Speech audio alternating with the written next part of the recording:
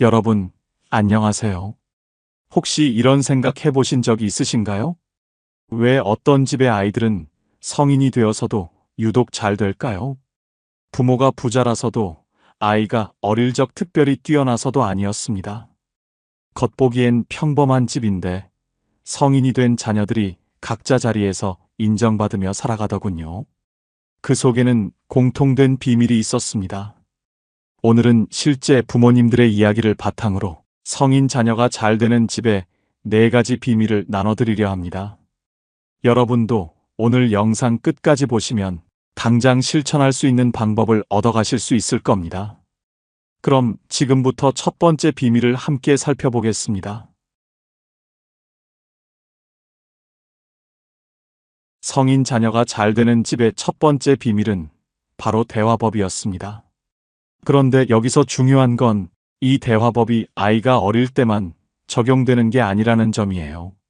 자녀가 30대, 40대가 되어서도 똑같이 통하는 방법이었거든요. 많은 부모님들이 착각하시는 부분이 있어요. 우리 애는 이제 다 컸으니까 알아서 할 거야 라고 생각하시는 거죠. 하지만 성인 자녀일수록 부모의 말 한마디가 더 큰 영향을 미칩니다. 먼저 63세 미경 씨 이야기를 들어보세요. 미경 씨 딸 현주 씨는 33세 마케팅 팀장입니다. 몇 달 전 현주 씨가 엄마에게 전화를 걸었어요. 엄마, 요즘 너무 힘들어요. 상사는 계속 트집 잡고 후배들은 말 안 듣고 회사 그만두고 싶어요. 여러분이라면 뭐라고 하셨을까요? 아마 대부분 그냥 참아 또는 요즘 취업이 얼마나 어려운데 이런 말씀하셨을 거예요. 하지만 미경 씨는 달랐습니다. 현주야, 그 상황에서 내가 본 가장 힘든 장면이 뭐였어? 엄마한테 자세히 말해봐. 이렇게 물어보니까 현주 씨가 하나하나 설명하기 시작했어요. 그러자 미경 씨가 또 이렇게 말했습니다. 아, 그런 상황이었구나. 그때 현주가 어떤 생각이 들었을까? 정말 속상했겠다. 여기서 끝이 아니에요. 미경 씨는 마지막에 이런 말을 덧붙였어요. 현주야, 엄마가 봤을 때 넌 충분히 잘하고 있어. 지금 힘든 건 내가 책임감이 강하고 완벽하게 하려고 하기 때문이야. 그런 마음가짐이면 어떤 어려움도 이겨낼 수 있을 거야. 이 대화 이후 현주 씨가 어떻게 변했을까요? 엄마가 제 마음을 정말 이해해 주시니까 마음이 한결 가벼워졌어요. 그리고 문제를 해결할 방법도 차근차근 생각할 수 있게 됐고요. 중요한 건 미경 씨가 딸에게 해답을 제시한 게 아니라 딸이 스스로 답을 찾을 수 있도록 도와줬다는 점입니다. 또 다른 분, 60세 덕순 씨 이야기도 들어보세요. 덕순 씨 아들 상민 씨는 28세인데 직장을 다니면서 야간 대학원을 고민하고 있었어요. 엄마, 저 대학원 가고 싶은데. 근데 나이도 많고 돈도 많이 들고 어떻게 해야 할지 모르겠어요. 일반적인 부모라면 그냥 직장이나 열심히 다녀. 또는 공부는 언제든 할 수 있어. 이런 조언을 했을 거예요. 하지만 덕순 씨는 이렇게 물어봤어요. 상민아, 대학원에서 뭘 배우고 싶은 거야? 그걸 배우고 나면 내가 어떤 사람이 되고 싶어? 상민 씨가 자세히 설명하자 덕순 씨는 계속 들어주었어요. 그리고 중간중간 이런 말을 했습니다. 아, 그런 꿈이 있었구나. 그럼 지금까지 그 꿈을 위해 어떤 준비를 해왔니? 상민 씨가 대답하자 덕순 씨는 마지막에 이런 말을 했습니다. 엄마가 봤을 때 상민이는 정말 성실하고 끈기 있는 아이야. 지금까지 해온 걸 보면 분명 해낼 수 있어. 다만 무리하지는 말고 내 속도에 맞춰서 해봐. 결과는 상민 씨는 자신감을 얻고 대학원에 진학했고 지금은 전문가 과정을 밟고 있다고 해요. 이분들의 대화법에는 3가지 공통점이 있었어요. 왜? 라고 묻지 않고 무슨 생각이었어? 라고 물어봅니다. 왜 그랬니? 는 자녀를 신문하는 느낌이지만 무슨 생각이었어? 는 자녀의 마음을 이해하려는 느낌이거든요. 62세 영자 씨는 이렇게 말씀하셨어요. 왜라는 말은 아이를 방어적으로 만들어요. 하지만 무슨 생각이라고 물으면 아이가 마음을 열고 이야기하더라고요. 다른 사람과 비교하지 않습니다. 다른 사람은 어떻게 하던데 이런 말 대신 내가 지금까지 어떻게 해왔는지 생각해봐라고 말해요. 59세 정자 씨의 경험담입니다.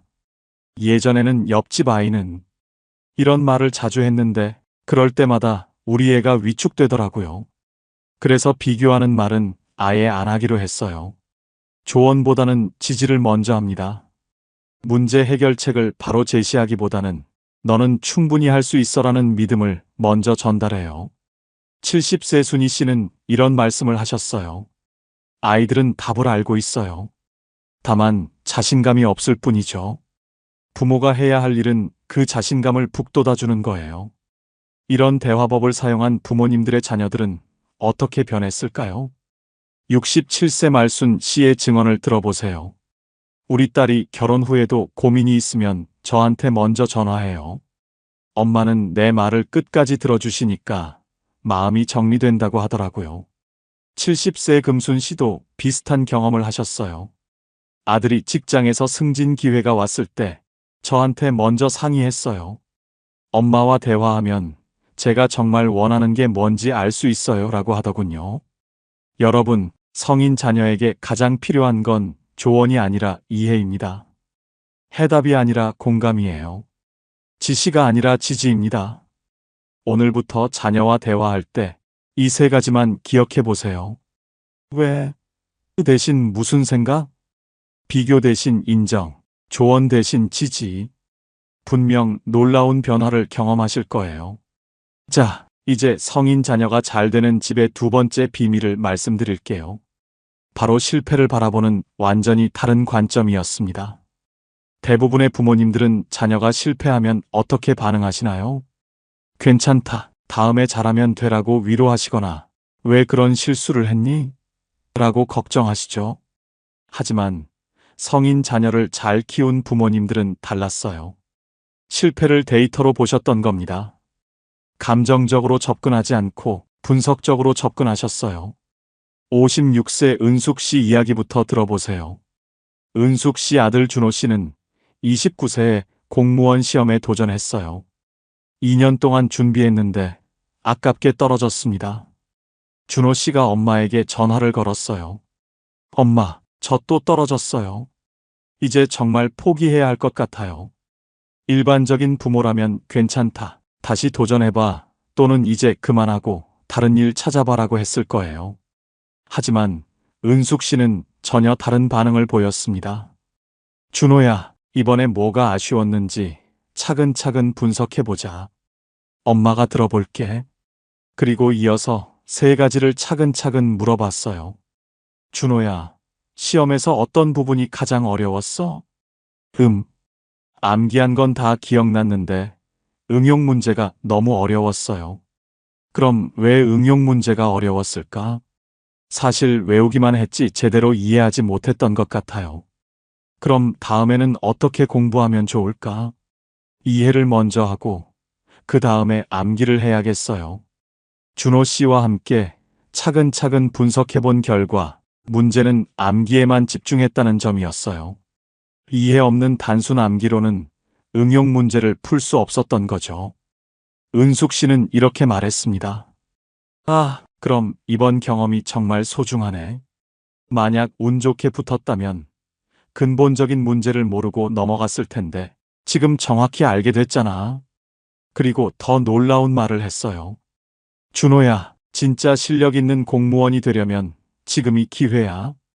제대로 이해하고 다시 도전해봐. 결과는 어땠을까요? 준호 씨는 6개월 후 다시 시험에 도전해서 합격했어요. 그리고 지금은 해당 분야 전문가로 인정받고 있다고 합니다. 엄마가 그때 괜찮다고만 하셨다면 저는 똑같은 방식으로 공부했을 거예요. 하지만 정확한 원인을 찾게 해주셔서 근본적으로 바뀔 수 있었어요. 또 다른 사례, 61세 정자 씨 이야기도 들어보세요. 정자 씨 딸 수현 씨는 32세에 카페 창업을 했어요. 하지만 6개월 만에 문을 닫게 되었습니다. 수현 씨가 엄마에게 전화했어요. 엄마, 저 완전히 실패했어요. 빚만 잔뜩 지고. 창업은 정말 저랑 안 맞나 봐요. 정자 씨는 어떻게 반응했을까요? 수연아, 엄마가 봤을 때 이번 일은 실패가 아니라 데이터 수집이야. 6개월 동안 정말 값진 경험을 한 거지. 그리고 이어서 말했어요. 창업에 성공한 사람 중에 한 번에 성공한 사람은 거의 없어. 모두 이런 과정을 거쳐서 진짜 실력을 쌓는 거야. 정자 씨도 차근차근 물어봤어요. 수연아, 카페 운영하면서 가장 예상과 달랐던 게 뭐였어? 손님이 생각보다 너무 적게 오는 거였어요. 왜 손님이 적게 왔을까? 위치가 안 좋았던 것 같아요. 그리고 젊은 사람들 타겟으로 했는데 그 동네는 나이 드신 분들이 많았어요. 그럼 다음에 창업한다면 뭘 가장 중요하게 봐야 할까? 위치 선정이요. 그리고 그 지역 사람들이 정말 원하는 게 뭔지 먼저 알아봐야겠어요. 수현 씨와 함께 분석해 본 결과 문제는 위치 선정과 타겟 고객 분석 부족이었어요. 맛이나 서비스는 좋았지만 유동인구가 적은 곳에 젊은 층을 타겟으로 한 카페를 연 게 문제였던 거죠. 정자 씨는 이렇게 격려했어요. 수연아, 이제 네가 창업에서 가장 중요한 걸 알게 됐잖아. 이 경험이 있는 사람과 없는 사람은 완전히 다르지. 1년 후 수현 씨는 분석 결과를 바탕으로 다시 창업에 도전했어요. 이번에는 위치와 타겟을 완전히 바꿔서 접근했고 지금은 성공적으로 운영하고 있다고 합니다. 엄마가 실패를 데이터라고 말씀해 주셔서 포기하지 않을 수 있었어요. 그리고 정확한 분석 덕분에 두 번째는 성공할 수 있었고요. 75세 명순 씨는 이렇게 말씀하셨어요. 실패했을 때 괜찮다고만 하면 아이가 또 같은 실수를 해요. 하지만 왜 그랬을까? 를 함께 찾으면 다음에는 안 해요. 71세 복순 씨의 말씀입니다. 실패해본 사람이 더 강해요. 그 경험이 나중에 더 큰 성공의 밑바탕이 되거든요. 68세 순자 씨는 이런 경험을 들려주셨어요. 예전에는 아이가 실패하면 괜찮다만 했는데 그러면 아이가 또 실패하더라고요. 지금은 왜 그랬을까? 부터 물어봐요. 중요한 건 실패 후에 어떻게 마무리하느냐예요. 대부분의 부모님들은 괜찮다, 다음에 잘하면 되로 끝내시죠. 하지만 이건 진짜 도움이 안 됩니다. 성인 자녀를 잘 키운 부모님들은 반드시 다음 계획까지 함께 세우셨어요. 62세 영순 씨의 말씀을 들어보세요. 실패 분석이 끝나면 반드시 그럼 다음에는 어떻게 할까? 를 물어봐요. 그래야 아이가 무너지지 않고 다시 일어설 힘을 얻거든요. 성인 자녀들은 사회에서 더 큰 실패를 경험합니다. 취업, 승진, 사업, 인간관계. 모든 영역에서 실패할 가능성이 있어요.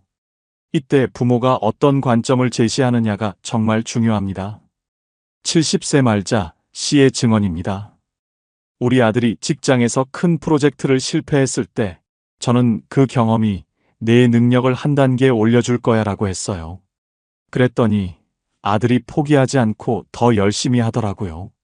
실패를 두려워하는 자녀와 실패를 성장의 기회로 보는 자녀. 어떤 자녀가 더 멀리 갈 수 있을까요? 답은 명확합니다. 74세 순희 씨는 이렇게 말씀하셨어요. 실패를 무서워하는 아이는 도전을 안 해요. 하지만 실패를 배움으로 보는 아이는 계속 도전하죠. 그 차이가 나중에 큰 차이를 만들어요. 여러분도 오늘부터 자녀의 실패를 다르게 바라보세요. 감정적으로 위로하지 마시고 분석적으로 접근해 보세요. 실패는 끝이 아니라 시작입니다. 더 나은 다음을 위한 소중한 정보예요. 자, 여기서 잠깐 정리해 볼게요. 지금까지 성인 자녀가 잘 되는 집의 2가지 비밀을 알아봤습니다. 첫 번째, 대화법의 비밀. 왜? 라고 묻지 말고 무슨 생각이었어? 라고 물어보세요. 비교하지 말고 인정해 주세요. 조언보다는 지지를 먼저 해주세요. 두 번째, 실패 관점의 비밀. 실패를 감정이 아닌 데이터로 봐주세요. 괜찮다로 끝내지 말고 함께 분석하고 다음 계획까지 세워주세요. 혹시 지금까지 내용 중에서 가장 와닿았던 부분이 있으시다면 댓글로 남겨주세요. 저는 일장의 대화법이 가장 도움됐어요. 이런 식으로요. 여러분의 댓글이 다른 분들께도 큰 도움이 됩니다. 그럼 이제 세 번째 비밀로 넘어가 볼까요? 정말 중요한 내용이 남아 있어요. 이제 성인 자녀가 잘 되는 집의 세 번째 비밀을 말씀드릴게요. 바로 자녀의 독립심을 기르는 완전히 다른 방식이었습니다. 많은 부모님들이 착각하시는 부분이 있어요. 우리 애는 이제 성인이니까 알아서 독립적으로 살 거야 라고 생각하시는 거죠. 하지만 독립심은 저절로 생기는 게 아닙니다. 부모가 의도적으로 만들어줘야 해요. 그런데 여기서 중요한 건 독립심을 기른다는 것이 혼자 내버려 둔다는 뜻이 아니라는 점입니다. 부모가 해줄 일을 줄이고 자녀가 해볼 일을 늘리는 것이에요. 64세 인순 씨 이야기부터 들어보세요. 인순 씨 딸 미영 씨는 31세에 결혼을 앞두고 있었어요. 주변 친구들을 보니 부모님이 웨딩홀부터 드레스까지 모든 걸 알아봐 주시더라고요.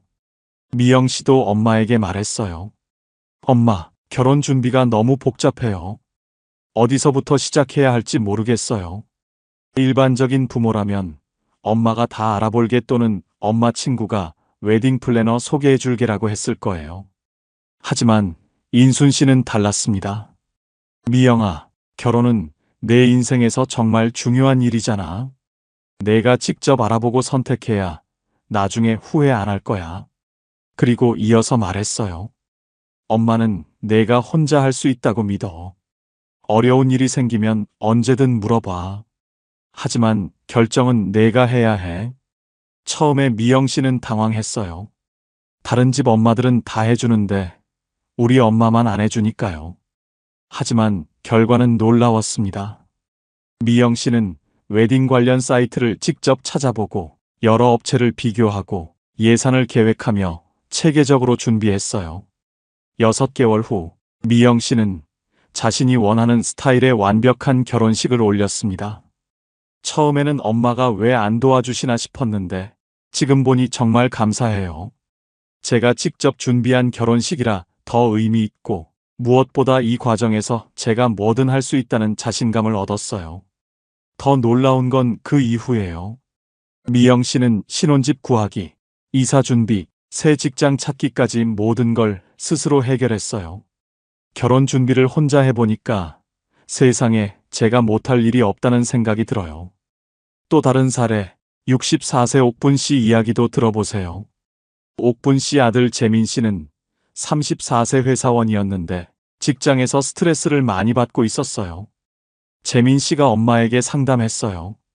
엄마, 회사가 너무 힘들어요. 이직을 할까 말까 고민되는데 엄마는 어떻게 생각하세요? 일반적인 부모라면 요즘 취업이 어려운데 그냥 버텨봐 또는 스트레스 받으면서 일할 필요 없어라고 조언했을 거예요. 하지만 옥분 씨는 다르게 접근했어요. 재민아, 이건 내 인생에서 정말 중요한 결정이야. 엄마가 대신 결정해주면 나중에 후회할 수도 있어. 내가 직접 정보를 찾아보고 판단해봐.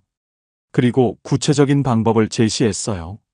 지금 회사에서 좋은 점과 나쁜 점을 정리해봐. 그리고 이직했을 때의 장단점도 써봐. 시장 상황도 알아보고 내가 원하는 회사가 정말 있는지도 확인해봐. 재민 씨는 처음에는 귀찮아했어요. 엄마가 그냥 조언해 주시면 되는데. 하지만 옥분 씨는 흔들리지 않았어요. 재민아, 엄마는 내가 충분히 현명한 판단을 할 수 있다고 믿어. 스스로 결정한 일이어야 끝까지 책임질 수 있어. 결국 재민 씨는 3개월에 걸쳐 철저히 조사했어요. 현재 직장의 문제점, 시장 상황, 자신의 경력과 실력, 이직 가능한 회사들까지 모든 걸 분석했어요. 그 결과 재민 씨는 이직하기로 결정했고 6개월 후 더 좋은 조건의 회사로 옮겼습니다. 엄마가 그때 대신 결정해 주셨다면 저는 평생 의존적인 사람이 됐을 거예요. 하지만 스스로 분석하고 결정해보니 어떤 문제든 해결할 수 있다는 자신감이 생겼어요. 75세 금순 씨는 이렇게 말씀하셨어요. 사랑한다고 해서 다 해주면 아이가 약해져요. 힘들어도 스스로 하게 놔둬야 강해집니다. 69세 점순 씨의 경험담입니다. 아이가 어떻게 해야 해요? 라고 물으면 이렇게 알아보면 되라고 방법만 알려줘요. 절대 이렇게 해라고 답을 주지 않아요. 왜 성인 자녀에게 독립심이 이렇게 중요할까요? 사회생활에서 스스로 문제를 해결해야 하기 때문입니다. 직장에서는 부모가 대신 해줄 수 없어요. 결혼 생활에서도 독립적인 사람이어야 합니다. 배우자에게만 의존하는 사람은 좋은 관계를 만들 수 없어요. 부모가 나이 들어서도 자녀가 혼자 살 수 있어야 합니다. 68세 순자 씨의 깨달음을 들어보세요. 처음에는 아이가 힘들어할까봐 많이 도와줬는데, 그러니까 아이가 점점 의존적이 되더라고요. 지금은 일부러 혼자 하게 놔둬요. 그래야 진짜 어른이 되더라고요. 하지만 여기서 주의할 점이 있어요. 독립심을 기른다고 해서 완전히 방치하는 건 아닙니다. 73세 복순 씨는 이렇게 설명하셨어요. 혼자 할 수 있는 힘을 기르면서도 정말 필요할 때는 도움을 요청할 수 있다는 안정감도 줘야 해요. 구체적으로 어떻게 하시냐고 물어보니 이런 답변을 주셨어요. 일단 아이가 스스로 해보게 놔둬요. 3번 정도 시도해봐도 안 되면 그때 도와줘요. 하지만 답을 주는 게 아니라 함께 방법을 찾아줘요. 이런 방식으로 키운 자녀들은 어떻게 됐을까요? 70세 영자 씨의 증언입니다. 우리 아들이 결혼하고 나서도 큰 결정은 저한테 상의해요. 하지만 엄마가 어떻게 해야 할까요? 가 아니라 제가 이렇게 생각하는데 어떠세요? 라고 물어봐요. 스스로 생각한 후에 확인받으려고 하는 거죠. 이것이 바로 건강한 독립심입니다. 혼자서도 할 수 있지만 필요할 때는 현명하게 도움을 구하는 능력이죠. 66세 봉순 씨는 이런 말씀을 하셨어요. 혼자 하다가 정말 어려우면 언제든 도움을 요청하라고 해요. 하지만 쉽게 포기하지는 못하게 해요. 여러분도 오늘부터 자녀에게 이렇게 말해보세요. 내가 충분히 할 수 있다고 믿어. 어려우면 언제든 말해. 함께 방법을 찾아보자. 하지만 결정은 내가 해야 해. 이런 메시지를 계속 전달하면 자녀는 어떤 어려움이 와도 스스로 해결할 수 있는 사람으로 자라날 거예요. 이제 성인 자녀가 잘 되는 집의 네 번째이자 가장 중요한 비밀을 말씀드릴게요. 바로 부모 자신이 행복하고 당당한 삶을 살고 계셨다는 점입니다. 많은 부모님들이 착각하시는 부분이 있어요. 자식을 위해서라면 내 모든 걸 희생해야 한다고 생각하시는 거죠. 하지만 성인 자녀를 잘 키운 부모님들은 달랐어요. 자신의 삶도 소중히 여기셨거든요. 처음에는 이게 이상하게 느껴질 수도 있어요. 자식보다 자신을 먼저 챙긴다니 이기적인 게 아닐까 싶으시죠? 하지만 결과를 보면 완전히 달랐습니다. 75세 영희 씨 이야기부터 들어보세요. 영희 씨는 세 자녀를 키우셨는데 모든 자녀가 각자의 분야에서 성공하고 행복하게 살고 있습니다. 그런데 영희 씨를 만나보니 정말 놀라운 점을 발견했습니다. 저는 아이들을 키우면서도 제 꿈을 포기하지 않았어요. 영희 씨는 젊은 시절부터 서예에 관심이 많았는데 아이들을 키우느라 잠시 멈췄다가 40대에 다시 시작하셨다고 합니다. 매일 새벽에 일어나서 1시간씩 서예 연습을 했어요. 아이들이 엄마는 왜 그렇게 힘든 일을 해요? 라고 물어보면 엄마도 좋아하는 일이 있거든이라고 대답했죠. 그런데 이것이 아이들에게 어떤 영향을 미쳤을까요? 정말 놀라운 변화가 일어났습니다. 아이들이 저를 보면서 사람은 나이가 들어도 새로운 것에 도전할 수 있구나라는 걸 배웠대요. 영희 씨의 큰아들이 직접 한 말이라고 합니다. 그래서 저희 형제들은 모두 자기만의 취미나 특기를 갖고 살고 있어요. 더 놀라운 건 영희 씨가 60대의 서예 전시회까지 열었다는 점입니다. 자녀들이 모두 와서 축하해줬고 우리 엄마 정말 자랑스럽다는 말을 했다고 하더군요. 자녀들이 성인이 되고 나서도 제가 계속 성장하는 모습을 보여주니까 아이들도 나도 계속 도전해야지라는 마음을 갖더라고요. 또 다른 사례, 73세 정순 씨 이야기도 들어보세요. 정순 씨는 두 딸을 키우셨는데 두 딸 모두 독립적이고 자신감 넘치는 여성으로 자랐습니다. 정순 씨의 삶의 철학이 정말 인상적이었습니다. 저는 아이들에게 엄마는 너희들 때문에 포기한 게 없다고 자주 말했어요. 물론 조정한 부분은 있지만 포기는 하지 않았다는 뜻이에요. 정순 씨는 젊은 시절 간호사였는데 결혼하고 아이를 낳은 후에도 계속 일을 하셨다고 합니다. 물론 육아와 병행하기 쉽지 않았지만 완전히 포기하지는 않으셨다는 겁니다. 파트타임으로라도 계속 일했어요. 그리고 아이들에게 엄마는 엄마로서만 사는 게 아니라 정순이라는 한 사람으로도 살고 있다고 말해줬죠. 이런 엄마를 보고 자란 딸들은 어떻게 됐을까요? 저희는 결혼하고 아이를 낳아도 자신의 일을 포기하지 않는 게 당연하다고 생각해요. 정순 씨의 큰딸 이순 씨의 말입니다. 엄마가 그런 모습을 보여주셨기 때문에 우리도 자연스럽게 그렇게 살게 됐어요. 정순 씨는 지금도 70대인데 자원봉사 활동을 활발히 하고 계세요. 나이 들어서도 사회에 기여할 수 있다는 게 정말 행복해요. 그리고 딸들도 그런 제 모습을 보며 자극받는 것 같아요. 68세 명자 씨는 이렇게 말씀하셨어요. 다른 건 몰라도 이것만은 확실해요. 부모가 행복해야 아이도 행복해져요. 부모가 우울하면 아이도 우울해지고요. 실제로 성인 자녀들이 가장 듣고 싶어 하는 말이 무엇인지 아세요? 엄마 아빠가 건강하고 행복하게 지내고 있어라는 말이에요. 70세 말자 씨의 경험담을 들어보세요. 우리 아들이 직장에서 힘들 때 제가 우울해하면 아들이 더 힘들어해요. 하지만 제가 밝고 긍정적으로 지내면 아들도 힘을 얻더라고요. 65세 순자 씨도 비슷한 경험을 하셨어요. 딸이 육아로 힘들어할 때 제가 엄마도 요즘 새로운 걸 배우고 있어서 재미있어라고 하면 딸이 엄마처럼 저도 힘내야겠어요 라고 하더라고요.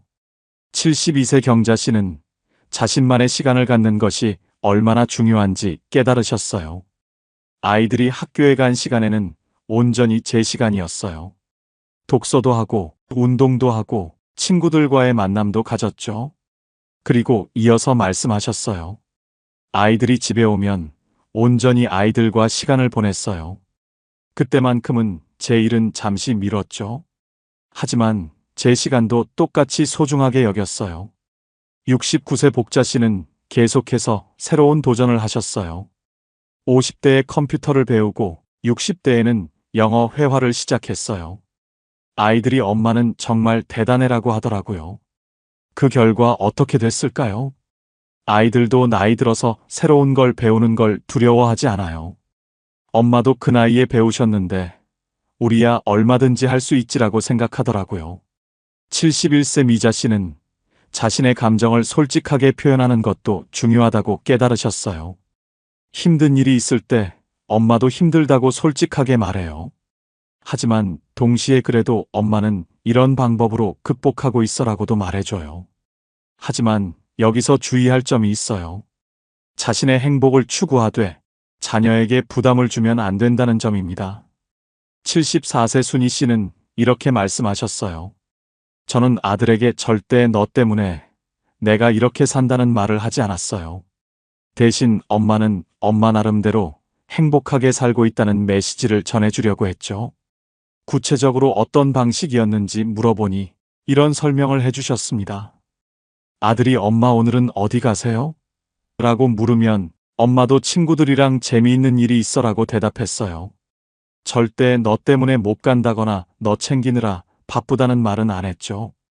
정말 놀라운 건 이런 부모님들은 나이가 들어서도 계속 성장하고 계신다는 점이에요. 68세 순자 씨는 최근에 요가를 시작하셨다고 해요. 딸이 엄마 요즘 너무 활기차 보여요 라고 하더라고요. 그래서 딸도 새로운 취미를 시작했대요. 72세 영순 씨는 스마트폰으로 사진 찍는 법을 배우고 계세요. 손자들한테 예쁜 사진을 보내주고 싶어서요. 아들이 엄마가 이렇게 젊은 마음을 갖고 계시니까 저도 더 열심히 살게 돼요 라고 하더군요. 70세 금자 씨는 온라인 쇼핑몰까지 배우셨어요. 처음에는 어려웠는데 막상 해보니까 정말 재미있더라고요. 딸이 엄마가 저보다 더 트렌디해요 라고 농담하더군요. 여러분, 자녀를 사랑하는 최고의 방법이 무엇인지 아세요? 바로 부모인 여러분 자신이 행복하게 사는 것입니다. 부모가 행복해야 자녀도 행복해집니다. 부모가 성장하는 모습을 보여줘야 자녀도 계속 성장하려고 해요. 부모가 자신의 삶을 소중히 여겨야 자녀도 자신의 삶을 당당하게 살아갑니다. 오늘부터 이렇게 생각해 보세요. 내가 행복해야 우리 아이도 행복하다. 내가 성장해야 우리 아이도 성장한다. 내 삶이 소중해야 아이도 자기 삶을 소중히 여긴다. 여러분의 행복한 삶이 바로 자녀에게 주는 최고의 선물입니다. 오늘 함께 살펴본 성인 자녀가 잘 되는 집의 4가지 비밀 어떠셨나요? 정리해 볼게요. 첫 번째, 대화법의 비밀. 왜? 라고 묻지 말고 무슨 생각이었어? 라고 물어보세요. 조언보다는 지지를 먼저 해주세요. 두 번째, 실패 관점의 비밀. 실패를 감정이 아닌 데이터로 봐주세요. 함께 분석하고 다음 계획까지 세워주세요. 세 번째, 독립심의 비밀. 자녀가 스스로 할 수 있다고 믿어주세요. 어려울 때는 방법을 알려주되 답은 주지 마세요. 네 번째, 부모 자신의 행복. 여러분이 행복해야 자녀도 행복합니다. 계속 성장하는 모습을 보여주세요. 이 4가지만 기억하셔도 분명 달라질 거예요. 댓글에 지금 당장 바꾸고 싶은 한 가지를 남겨주세요. 여러분의 댓글이 다른 분들께도 큰 힘이 됩니다. 구독과 좋아요도 잊지 마시고요. 더 많은 분들께 이런 따뜻한 이야기를 전할 수 있도록 도와주세요. 오늘도 수고 많으셨습니다. 여러분의 하루하루가 따뜻하고 행복하길 바랍니다. 황혼이혼 재산분할. 45년을 함께했지만 결국 남은 건 이것뿐이었습니다. 평생을 모은 돈, 이제는 갈라서야 했습니다. 과연 이 부부의 노후는 어떻게 무너지고 무엇이 남게 될까요? 윤재만 씨는 68살입니다. 공무원으로 30년 넘게 성실히 일하며 살아온 분이었습니다. 은퇴한 지도 어느덧 3년이 흘렀습니다. 그의 곁에는 20살에 결혼해서 45년을 함께 살아온 아내 장미숙 씨가 있었습니다. 두 사람은 젊은 시절부터 지금까지 인생의 모든 순간을 함께 해온 부부였습니다.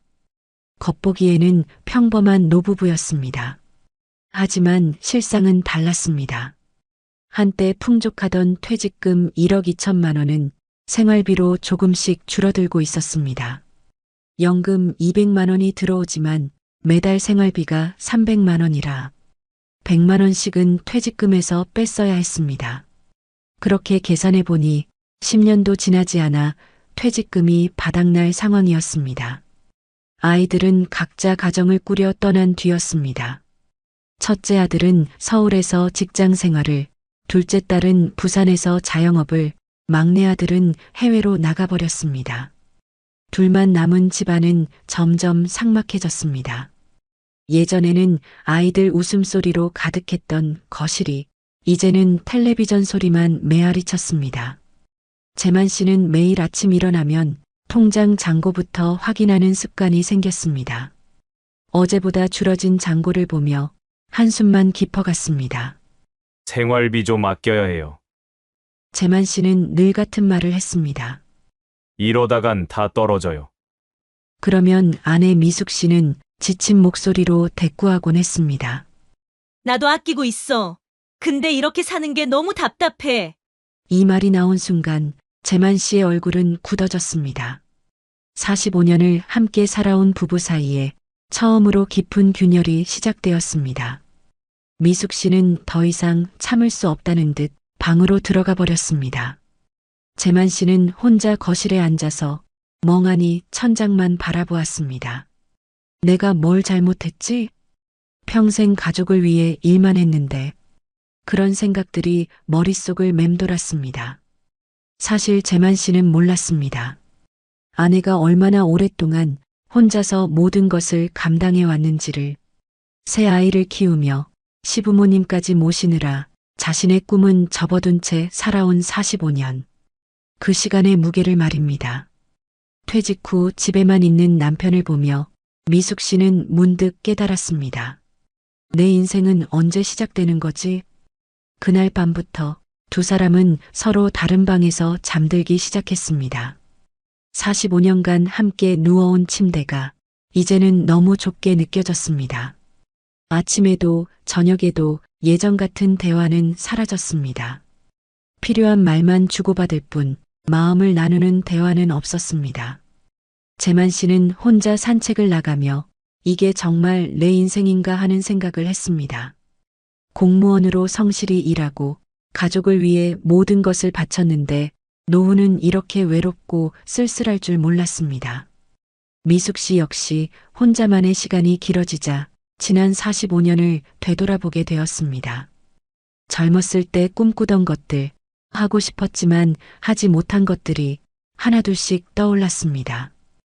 그날 이후 둘 사이의 균열은 걷잡을 수 없을 만큼 커져갔습니다.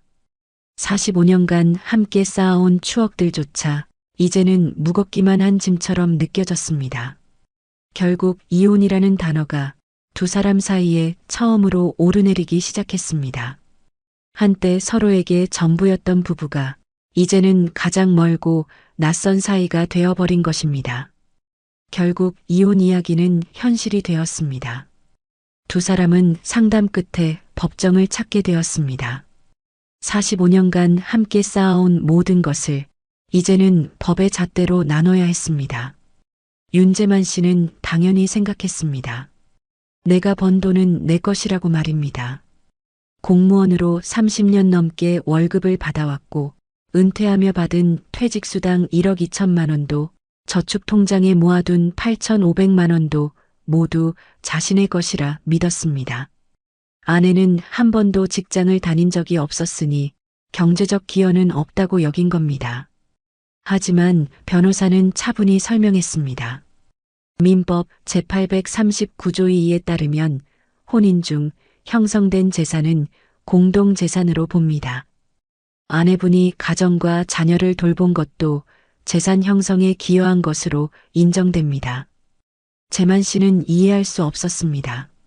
새벽 6시에 출근해 밤 10시에 돌아오며 땀 흘려 벌어온 돈인데 왜 절반을 줘야 하는지 억울했습니다. 제가 평생 벌어온 돈인데 왜 반을 줘야 합니까? 법정에서 판사는 명확히 말했습니다. 혼인 기간이 45년에 이릅니다.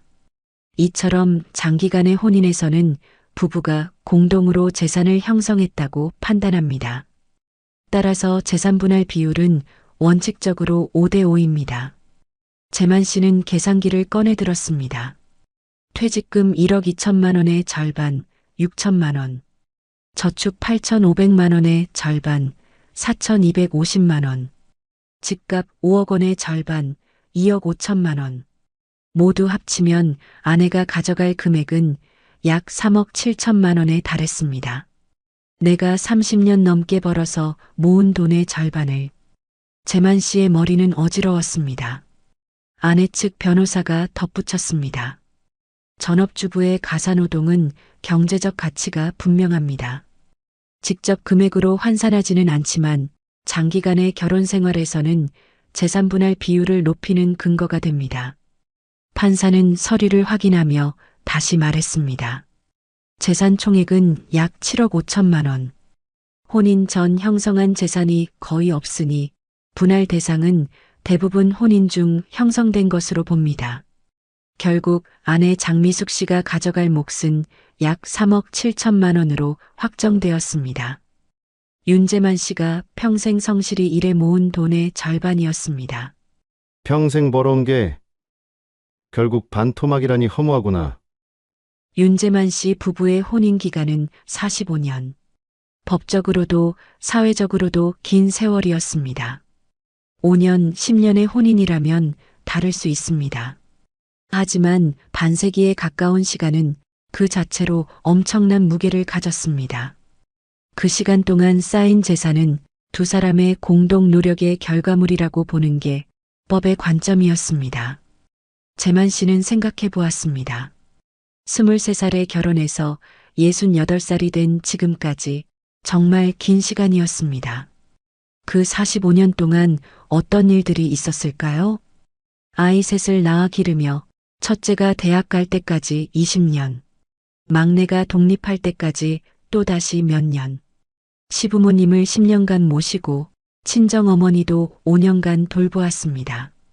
그 모든 시간을 두 사람이 함께 했습니다. 이런 사례는 윤재만 씨 부부만의 이야기가 아닙니다. 최근 5년간 황혼 이혼이 30%나 증가했고 특히 혼인 기간 30년 이상인 부부들의 이혼이 급증하고 있습니다. 통계청 자료를 보면 평균 혼인 지속 기간은 16년 6개월인데 45년이라는 기간이 얼마나 긴지 알 수 있습니다. 하지만 재만 씨에게는 통계보다 중요한 게 있었습니다. 그 45년의 실제 무게였습니다. 법원에서는 이런 기준을 제시했습니다. 혼인 기간 5년 미만인 경우 아내의 기여도가 낮아서 30% 전후로 인정되는 경우가 많습니다. 혼인 기간 10년 이상이면 40%, 20년 이상이면 50% 이상 인정되는 경우가 많다고 했습니다. 그리고 45년.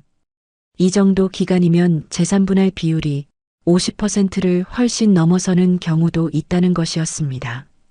실제 황혼 이혼 사례들을 보면 혼인 기간 40년 이상인 경우 아내가 60% 이상을 분할받는 판례도 있었습니다. 그만큼 오랜 세월의 기여도를 높게 평가한 것입니다. 판사는 담담히 말했습니다. 45년의 세월은 결코 가볍지 않습니다. 재만 씨는 아무 말도 할 수 없었습니다. 그의 눈에는 억울함과 허탈함이 동시에 비쳤습니다. 그런데 왜 이렇게 오랜 기간을 함께 산 부부들이 노년에 와서 이혼을 결정하는 걸까요? 전문가들은 몇 가지 이유를 제시합니다. 남편의 퇴직 후 집에서 보내는 시간이 늘어나면서 생활 패턴의 차이로 갈등이 심화되는 경우가 많다고 합니다. 재만 씨 부부도 정확히 그런 경우였습니다. 정말 오랫동안 서로를 의지하며 살아왔는데 퇴직 후 집에서만 지내다 보니 갈등이 생긴 것입니다. 경제적 어려움도 함께 견뎠고 아이들 교육 문제도 함께 고민했습니다. 시부모님 간병도 함께 했고 인생의 크고 작은 문제들을 함께 해결해 왔습니다. 법원은 이런 점들을 종합적으로 고려합니다. 단순히 시간의 길이만이 아니라 그 시간 동안 쌓인 협력과 기여도를 봅니다. 미숙 씨의 변호사가 말했습니다. 45년간 집안의 모든 일을 도맡아 했습니다. 아이들 교육은 물론이고 시부모님 간병까지 전부 아내의 몫이었습니다. 남편이 승진하고 좋은 평가를 받을 수 있었던 것도 뒷바라지가 있었기 때문입니다. 회식이 늦어져도 출장이 길어져도 집안 살림은 항상 안정적으로 돌아갔습니다. 재만 씨는 문득 깨달았습니다. 정말로 혼자서 모든 것을 해낸 게 아니었구나. 아내가 없었다면 지금의 자신도 없었을 것이라는 사실을 45년이라는 세월 앞에서 법도 사회도 그 무게를 인정하고 있었습니다. 그 긴 시간 동안 함께 만들어온 모든 것들이 이제는 공정하게 나눠져야 할 대상이 된 것입니다. 재만 씨는 고개를 떨궜습니다. 억울하다는 생각보다는 허탈함이 더 크게 다가왔습니다. 이렇게 무거울 줄 그땐 정말 몰랐습니다. 장미숙 씨는 한 번도 직장을 다닌 적이 없었습니다. 하지만 그건 일을 하지 않은 게 아니었습니다. 아이 셋을 낳아 키우며 집안을 돌보며 시부모님까지 모셨습니다. 남편이 새벽같이 나가 밤늦게 들어와도 그가 따뜻한 밥을 먹을 수 있었던 건 아내가 있었기 때문입니다. 미숙 씨의 하루는 새벽 5시 30분부터 시작되었습니다. 남편과 아이들 아침 준비, 도시락 싸기, 빨래 돌리기. 오전 10시가 되어서야 잠시 숨을 돌릴 수 있었습니다.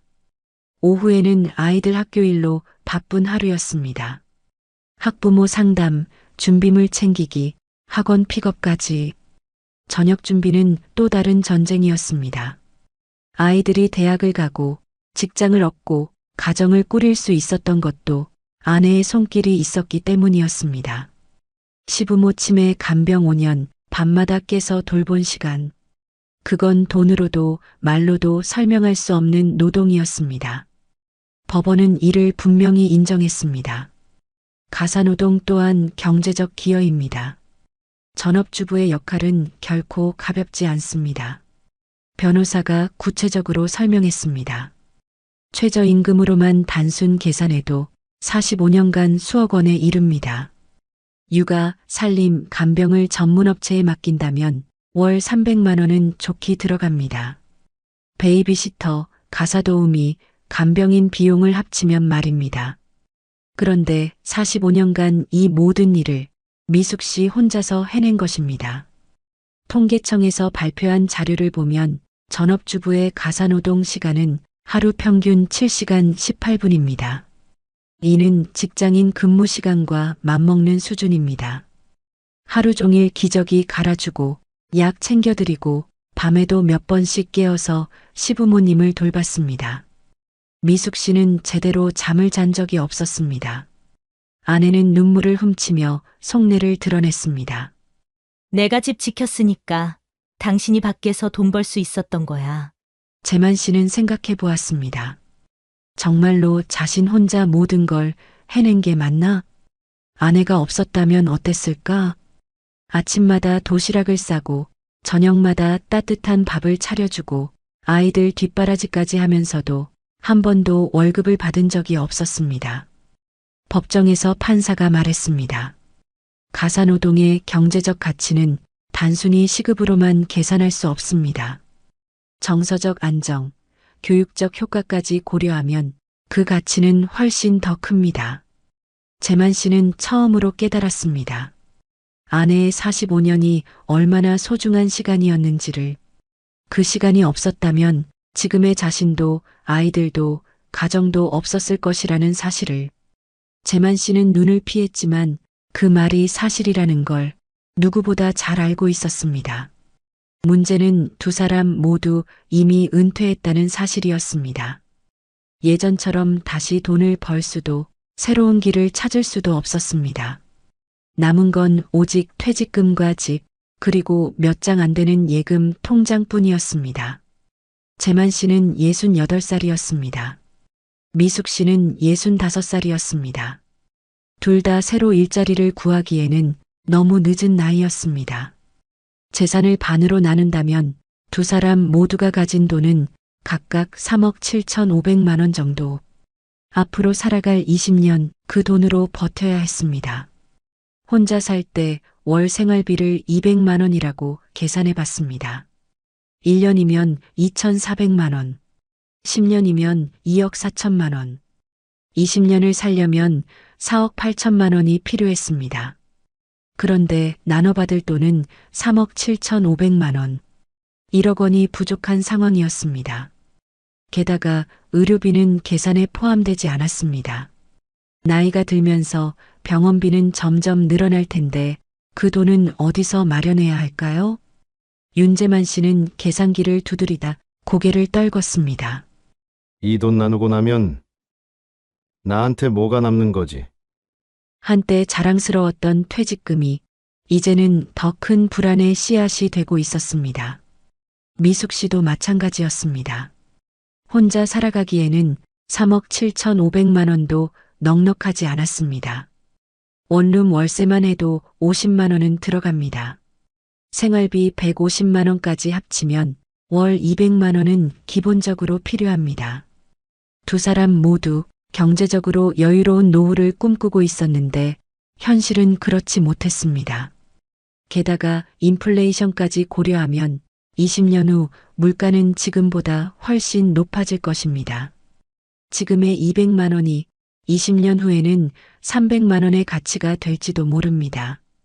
재만 씨는 친구들과 만날 때마다 이런 고민을 털어놓곤 했습니다. 이혼하고 나면 진짜 빈털터리가 되는 거야. 하지만 친구들도 별다른 해답을 주지 못했습니다. 대부분 비슷한 상황에 처해 있었기 때문입니다. 국민연금은 평균 수령액 수준인 월 80만 원 정도 나올 예정이었습니다. 그나마 다행이었지만 생활비를 모두 충당하기에는 턱없이 부족했습니다. 결국 두 사람 모두 노후 20년을 불안하게 살아가야 하는 냉혹한 현실을 마주하게 되었습니다. 이혼은 단순히 관계의 끝이 아니라 두 사람 모두의 생존이 걸린 싸움이었습니다. 그럼에도 불구하고 두 사람의 마음은 이미 돌이킬 수 없을 만큼 멀어져 있었습니다. 집을 팔아 나눌 것인가, 한쪽이 살고 다른 한쪽이 보상을 받을 것인가, 통장을 어떻게 나눌 것인가. 노후 자산이 하나씩 도마 위에 오를 때마다 부부의 갈등은 깊어졌습니다. 재만 씨는 집을 팔기 싫었습니다. 45년간 살아온 추억이 담긴 곳이었기 때문입니다. 아이들이 태어나고 자란 곳, 부모님을 모셨던 곳, 모든 기억이 스며 있는 공간이었습니다. 하지만 집값이 5억 원인 상황에서 미숙 씨 목 2억 5천만 원을 현금으로 줄 방법이 없었습니다.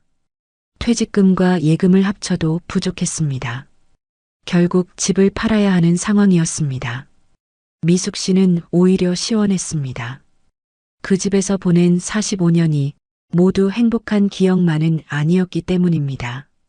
시어머니 간병하느라 고생했던 방, 혼자서 아이들 키우며 밤새 걱정했던 거실, 남편과 말다툼했던 침실, 모든 공간이 힘겨웠던 시간들로 채워져 있었습니다. 변호사들은 구체적인 분할 방안을 제시했습니다.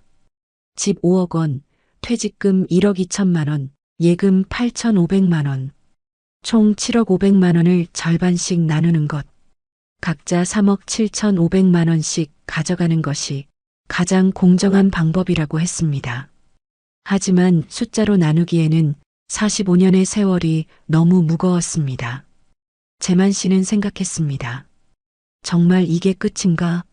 45년을 함께 산 것이 이 정도 가치밖에 안 되는 건가? 미숙 씨도 복잡한 마음이었습니다. 돈을 받는다고 해서 지난 45년이 없어지는 것은 아니었습니다. 좋았던 기억들도 힘들었던 시간들도 모두 자신의 인생이었습니다. 돈보다 더 무거운 것은 45년간 함께한 세월과 추억이었습니다. 첫 아이를 낳았을 때의 기쁨, 집을 처음 샀을 때의 감격, 아이들 결혼식에서 함께 흘렸던 눈물, 시부모님 장례식에서 서로 의지했던 순간들. 그 모든 것들이 이제는 법정에서 숫자로 계산되고 있었습니다. 그러나 장미숙 씨의 결심은 단호했습니다. 돈이 문제가 아니야. 이제 내 인생을 살고 싶어. 그 말은 재만 씨의 마음을 무너뜨렸습니다. 함께 쌓아온 세월조차 이제는 의미가 없는 듯 했습니다. 재만 씨는 마지막으로 물었습니다. 정말 다시 생각해 볼 생각은 없어? 미숙 씨는 고개를 저었습니다. 45년 동안 당신을 위해 살았어. 이제는 나를 위해 살고 싶어. 그날 밤 두 사람은 마지막으로 같은 집에서 잠들었습니다. 하지만 마음은 이미 서로 다른 곳을 향하고 있었습니다. 45년의 결혼 생활이 이렇게 끝나가고 있었습니다.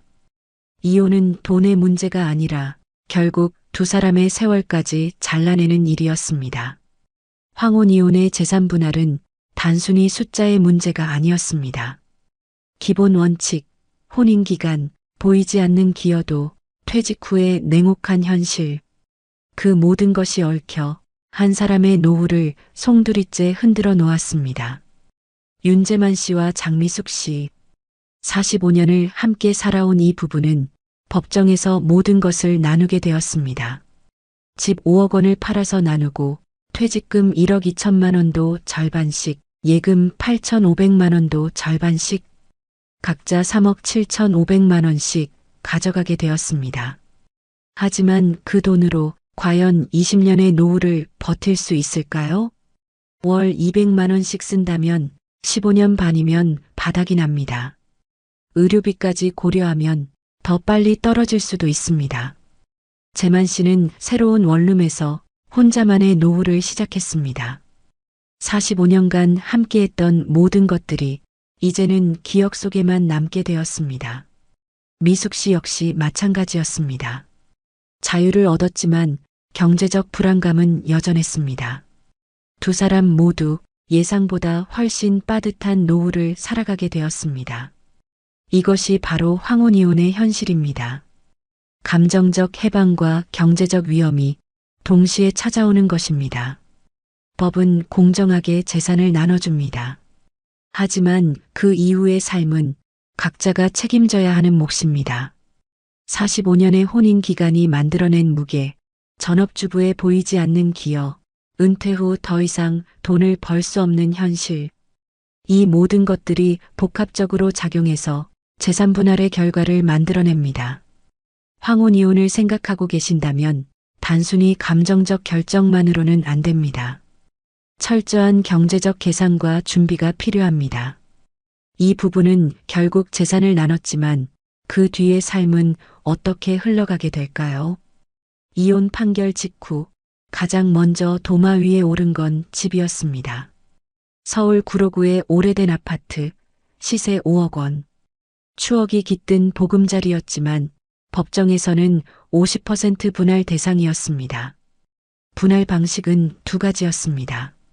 매각 후 절반을 나누거나 한쪽이 거주하면서 다른 한쪽에 2억 5천만 원을 보상하는 방식. 문제는 현금 부족이었습니다. 퇴직금 1억 2천만 원과 예금 8,500만 원을 모두 합쳐도 상대 몫을 보상하기는 어려웠습니다. 미숙 씨는 단호히 말했습니다.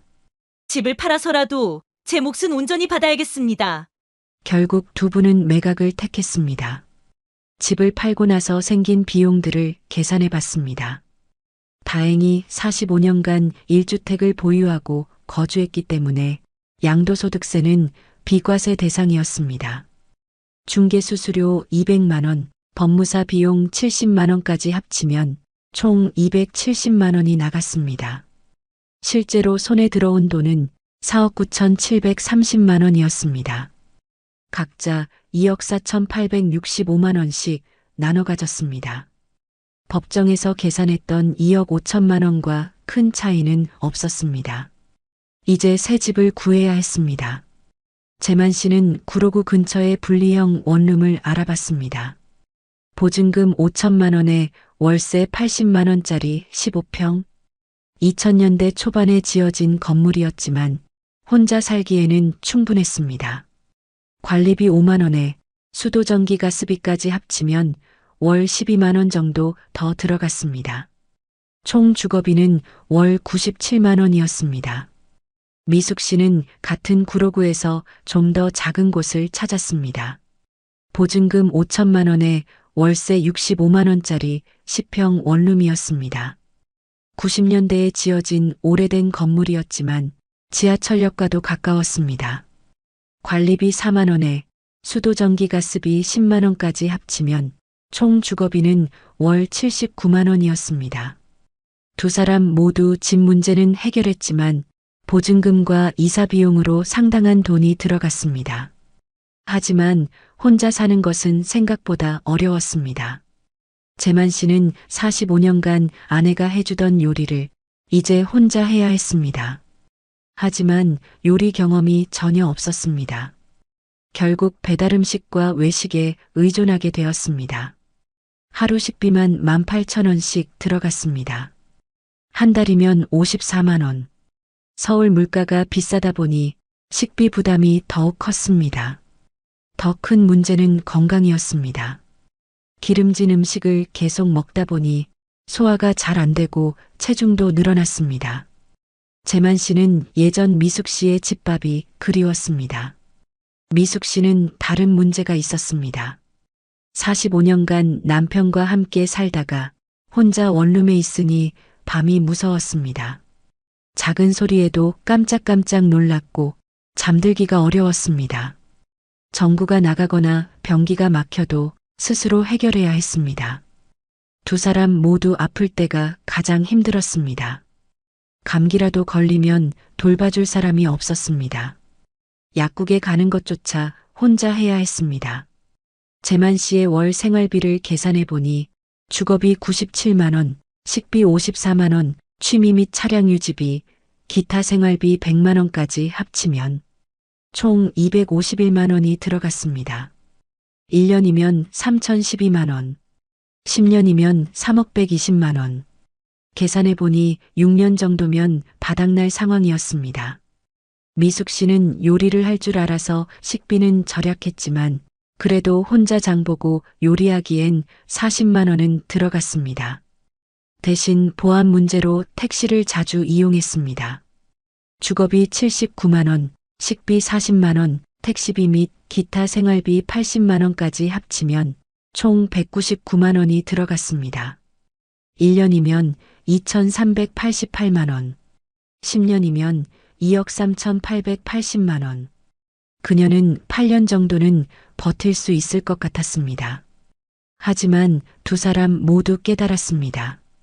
서울에서 혼자 사는 것이 생각보다 훨씬 비싸다는 것을. 예전에는 두 사람이 함께 써서 모든 비용을 나눠 썼는데 이제는 각자 감당해야 했습니다. 재만 씨는 혼자 중얼거렸습니다. 서울에서 혼자 살기가 이렇게 힘들 줄 몰랐어. 황혼이혼의 첫 번째 현실이었습니다. 재산 분할 자체보다는 이후의 생활비 증가가 더 큰 부담이라는 것. 그런데 더 큰 문제들이 기다리고 있었습니다. 연금과 빚에 관한 이야기가 남아 있었기 때문입니다. 집을 나눈 뒤에도 끝이 아니었습니다. 이제는 매달 들어오는 연금을 두고 또 다른 갈등이 시작되었습니다. 재만 씨는 30년간 공무원으로 일하며 성실히 연금을 납부했습니다. 퇴직 후 받게 될 연금이 노후 생활의 버팀목이라고 생각했습니다. 하지만 법원은 이것도 재산분할 대상이라고 판단했습니다. 혼인 기간 동안 납부한 연금은 공동재산, 따라서 절반을 분할해야 한다는 것이었습니다. 재만 씨는 이해할 수 없었습니다. 내가 낸 연금인데 왜 반을 줘야 합니까? 하지만 미숙 씨의 생각은 달랐습니다. 당신이 회사 다니는 동안 내가 집 지켰으니 이 연금도 내 몫이 있어야 한다고 생각했습니다. 법원은 명확하게 판단했습니다. 혼인 기간 중 형성된 연금급여는 부부의 공동 노력으로 만들어진 재산이라는 것. 결국 재만 씨가 받을 연금은 생각보다 크게 줄어들었습니다. 혼자 살기엔 빠듯한 수준이었습니다. 미숙 씨는 그나마 연금을 받게 되었지만 45년간 전업주부로 살아온 그녀에게는 여전히 부족한 금액이었습니다. 두 사람 모두 깨달았습니다. 연금 분할이 이렇게 큰 의미를 갖는다는 것을. 재만 씨는 친구들에게 물어봤습니다. 다들 비슷한 고민을 하고 있었습니다. 연금만으로는 생활이 어려워서 70세가 넘어서도 일을 해야 한다고 했습니다. 미숙 씨 역시 불안했습니다. 연금 분할로 받는 돈만으로는 안정적인 노후를 보장받기 어려웠기 때문입니다. 황혼이혼의 두 번째 현실이었습니다. 집뿐만 아니라 연금까지 나눠야 하고 각자의 노후 계획이 완전히 바뀐다는 것. 그런데 가장 큰 충격은 아직 남아 있었습니다. 지금까지 몰랐던 빚들이 하나둘씩 드러나기 시작했기 때문입니다. 집과 연금을 나눈 뒤에도 문제는 끝나지 않았습니다. 다음 쟁점은 빚이었습니다. 퇴직 후 연금만으로는 생활이 빠듯해 생활비를 메우기 위해 부부 공동 명의로 받은 대출이 있었습니다. 카드 대금, 가전제품 할부금, 의료비 할부까지 여러 빚들이 쌓여 있었습니다. 재만 씨는 주장했습니다. 생활비 때문에 밀린 건데 내가 갚아야 합니까? 변호사는 설명했습니다. 혼인 중 발생한 채무도 공동 책임입니다. 반씩 부담하셔야 합니다. 재산만 나누는 게 아니었습니다. 빚도 절반씩 나눠지는 것이었습니다. 문제는 그 빚들이 생각보다 많았다는 것입니다. 45년간 함께 살면서 생각보다 많은 빚들이 모두 재산분할 대상에 포함되었습니다. 더 큰 문제가 있었습니다. 서로 모르게 만든 빚들이 발견된 것입니다. 재만 씨 명의로 된 개인 대출, 미숙 씨가 전혀 모르는 돈이었습니다. 퇴직 준비를 위해서라고 했지만 실제로는 다른 용도로 쓴 돈이었습니다. 미숙 씨 명의의 카드 대금도 있었습니다. 자녀 지원과 생활비로 쓴 카드 대금이었는데 재만 씨는 전혀 몰랐던 빚이었습니다. 두 사람 모두 예상보다 받을 돈이 크게 줄어들었습니다. 재만 씨는 화가 났습니다.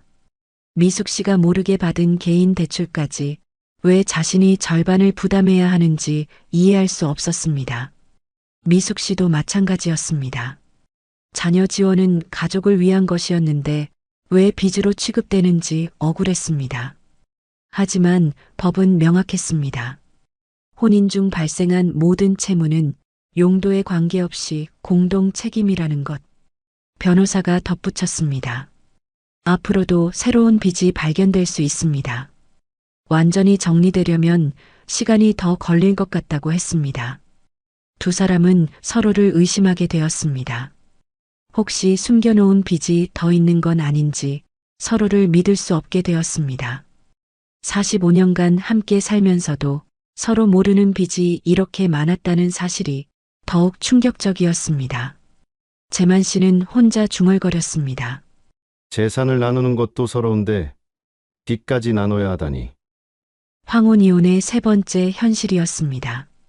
재산 분할은 플러스만 나누는 게 아니라 마이너스도 함께 나누는 것이라는 것.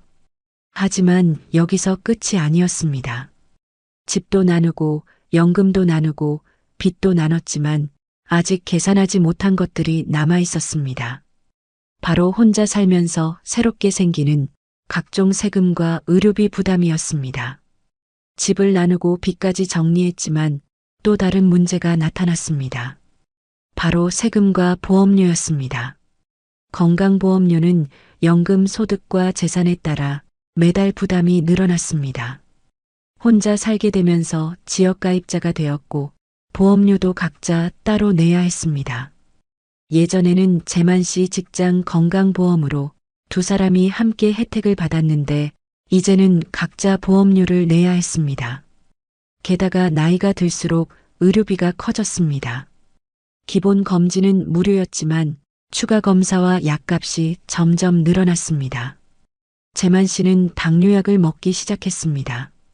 월 5만 원 정도의 약값이 추가로 들어갔습니다. 미숙 씨는 무릎이 아파서 정형외과를 다녔습니다. 물리치료비만 월 5만 원에서 10만 원씩 나갔습니다. 기본 검진은 무료였지만 추가 검사 비용과 만성질환 약값, 치과 임플란트나 무릎 수술 같은 큰 지출이 갑자기 생겼습니다. 이렇게 예상치 못한 병원비까지 더해지니 1년에 200만 원에서 300만 원은 금세 나갔습니다. 장기요양보험도 변수가 되었습니다. 등급을 받으면 지원이 가능하지만 등급이 나오기 전까지는 모든 간병비를 자비로 부담해야 했습니다. 재만 씨는 친구의 이야기를 들었습니다. 치매 진단을 받고 요양원에 들어갔는데 월 200만 원씩 든다는 얘기였습니다. 장기요양보험 지원을 받아도 본인 부담금이 상당했습니다. 미숙 씨는 더 걱정이 많았습니다. 혼자 살면서 갑자기 쓰러지면 누가 돌봐줄 것인가 하는 불안감이 컸습니다. 계산기를 두드릴수록 앞으로 20년 노후에 필요한 돈은 생각보다 훨씬 컸습니다. 이렇게 돈이 많이 들 줄 몰랐는데 의료비만으로도 연간 300만 원은 들어갈 것 같았고 건강보험료도 매년 오를 예정이었습니다. 각종 세금까지 고려하면 연금만으로는 턱없이 부족해서 매달 예금을 깨먹어야 했습니다. 두 사람 모두 깨달았습니다. 재산분할로 받은 돈이 많아 보여도 실제로는 여러 비용들이 빠져나간다는 것을. 노후에는 단순히 생활비만 드는 게 아니라 의료비, 보험료, 세금 등 예상치 못한 지출이 계속 발생한다는 것이었습니다. 황혼이혼의 네 번째 현실이었습니다. 재산을 나눠받아도 각종 세금과 의료비로 인해 실제 여유는 생각보다 적다는 것. 이제 정말 마지막 이야기가 남아 있었습니다. 법정에서 오간 날선 말들과 되돌릴 수 없는 상처들에 대한 이야기였습니다. 재산분할 과정에서 가장 아픈 건 돈이 아니었습니다. 법정에서 오간 말들이었습니다. 45년간 쌓인 모든 불만이 변호사를 통해 쏟아져 나왔습니다. 재만 씨 측 변호사가 주장했습니다. 아내분은 45년간 경제활동을 하지 않으셨습니다. 가사노동의 가치를 과대평가해서는 안 됩니다. 미숙 씨는 그 말을 듣고 울었습니다. 45년간 집안을 돌보며 살아온 자신이 한순간에 무가치한 존재가 된 기분이었습니다. 미숙 씨 측 변호사도 반박했습니다. 의뢰인은 시어머니 치매 간병을 5년간 했습니다. 이를 간병인 비용으로 환산하면 수억 원입니다. 재만 씨는 화가 났습니다. 어머니를 돌본 것까지 돈으로 계산한다니 미숙 씨가 이렇게 차가운 사람이었나 싶었습니다. 더 아픈 말들이 오갔습니다. 남편분의 외도 의혹이 있었습니다. 아내분이 집안 경조사비를 과도하게 썼습니다. 45년간 묻어두었던 서로의 상처들이 법정에서 모두 드러났습니다. 재만 씨는 생각했습니다. 정말 이혼해야 하는 걸까? 이렇게까지 서로를 헐뜯어야 하는 걸까? 미숙 씨도 마찬가지였습니다. 한때 사랑했던 사람과 이런 식으로 헤어져야 하는 현실이 슬펐습니다. 45년이 이렇게 끝나는 게 맞나요? 하지만 이미 돌이킬 수 없었습니다. 변호사들은 의뢰인을 위해 상대방의 약점을 계속 공격했습니다. 성인 자녀들도 상처를 받았습니다. 부모님이 법정에서 싸우는 모습을 지켜봐야 하는 것이 괴로웠습니다. 첫째 아들이 말했습니다. 그냥 집에서 얘기하면 안 돼요? 왜 법정까지 와서 이래야 해요? 하지만 두 사람은 이미 서로 대화할 수 없는 상태였습니다. 법정에서 나온 뒤 재만 씨와 미숙 씨는 서로 눈도 마주치지 않았습니다.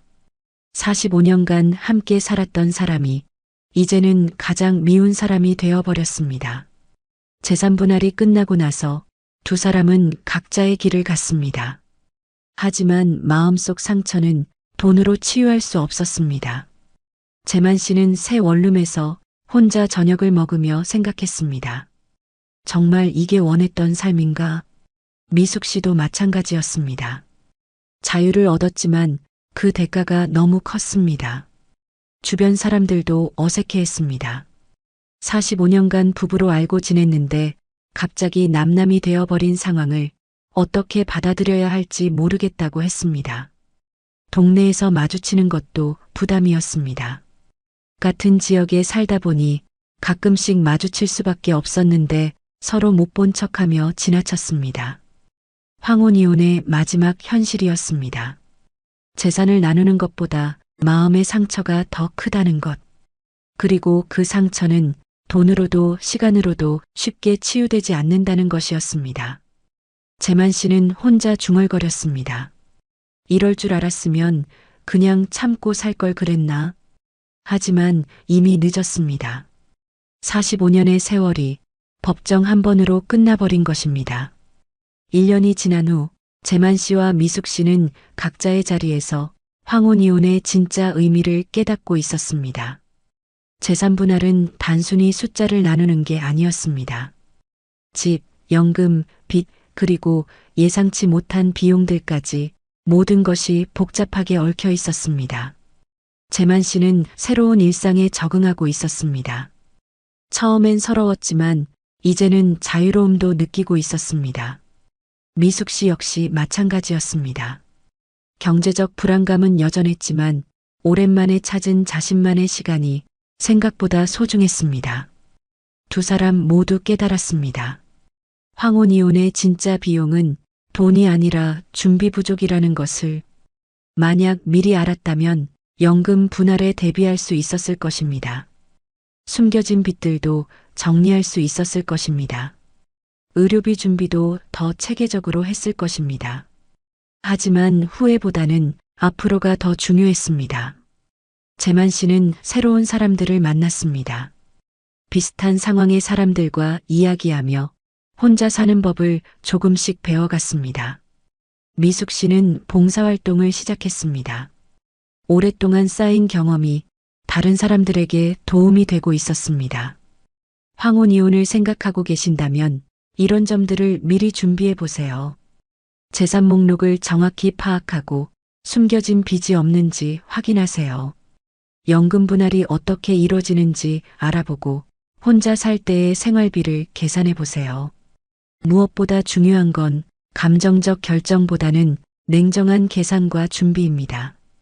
오랜 세월이 하루아침에 끝나는 건 생각보다 훨씬 큰 변화입니다. 하지만 그 변화가 반드시 불행을 의미하지는 않습니다. 준비만 잘 된다면 새로운 시작이 될 수도 있습니다. 재만 씨와 미숙 씨의 이야기는 여전히 진행 중입니다. 어려움도 있지만 각자만의 방식으로 적응해 가고 있습니다. 황혼 이혼은 끝이 아니라 또 다른 시작일 수 있습니다. 다만 그 시작을 위해서는 충분한 준비와 각오가 필요할 뿐입니다. 이야기가 도움이 되셨다면 구독과 좋아요 부탁드립니다. 여러분의 생각은 어떠신가요? 댓글로 함께 나눠주세요.